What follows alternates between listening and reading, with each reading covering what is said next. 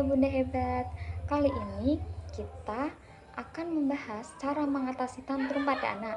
Nah, sebelum kita membahas cara mengatasi tantrum pada anak, yuk kita cari terlebih dahulu apa itu perkembangan sosial emosional anak. Perkembangan sosial emosional anak usia dini adalah kemampuan anak untuk sepenuhnya mengelola dan mengekspresikan sikap emosi baik positif maupun negatif.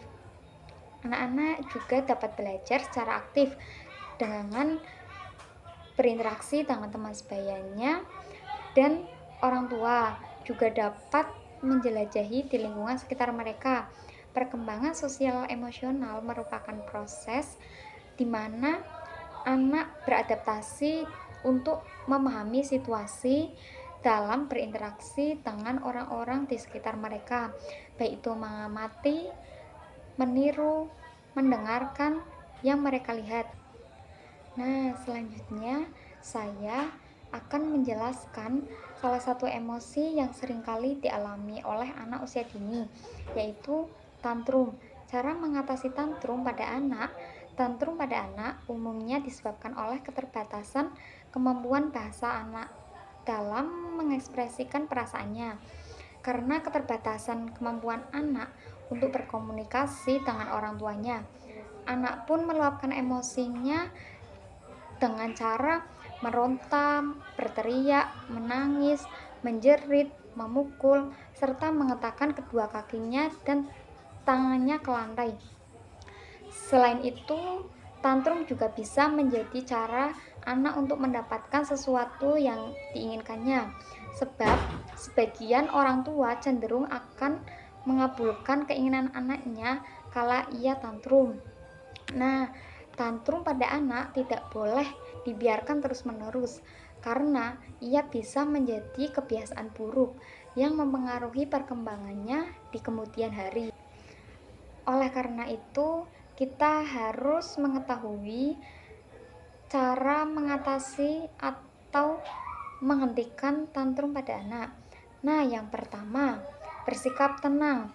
Melihat anak berteriak, menangis, atau berguling di lantai saat ia mengalami tantrum memang bisa membuat panik, khawatir, dan risih dengan pandangan orang di sekitar. Namun, kita perlu menipis perasaan tersebut dengan baik. Hal pertama yang perlu kita lakukan adalah tetap bersikap tenang. Cobalah untuk mengajak si kecil berdiskusi dan ajak ia ke tempat yang lebih sepi guna menenangkan emosinya. Sikap yang seperti ini bisa membantu tantrum si kecil lebih mudah untuk diatasi. Jadi, hindari tantrum dengan teriakan atau paksaan agar menghentikan amarahnya. Nah, yang kedua, cari tahu penyebab tantrum. Tantrum pada anak juga dapat terjadi ketika keinginannya tidak terpenuhi oleh orang tua atau adanya perasaan yang sulit ia ungkapkan. Untuk mengatasi kondisi ini, kita bisa mengajak si kecil berbicara mengenai perasaannya. Tanyakan kepadanya mengapa ia menangis atau marah di tempat yang sepi dan tenang.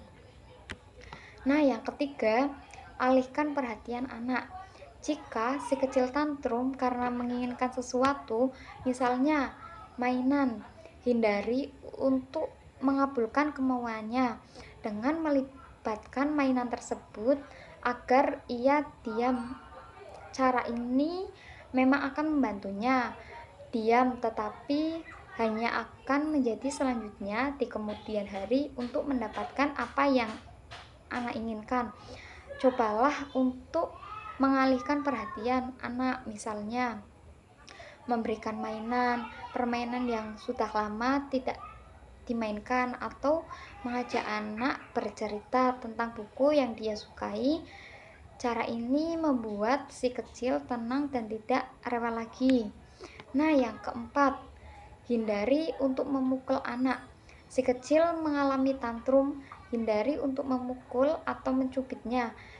Sebagai gantinya, Kita bisa melakukan memeluk atau mencium si kecil untuk menenangkan emosinya.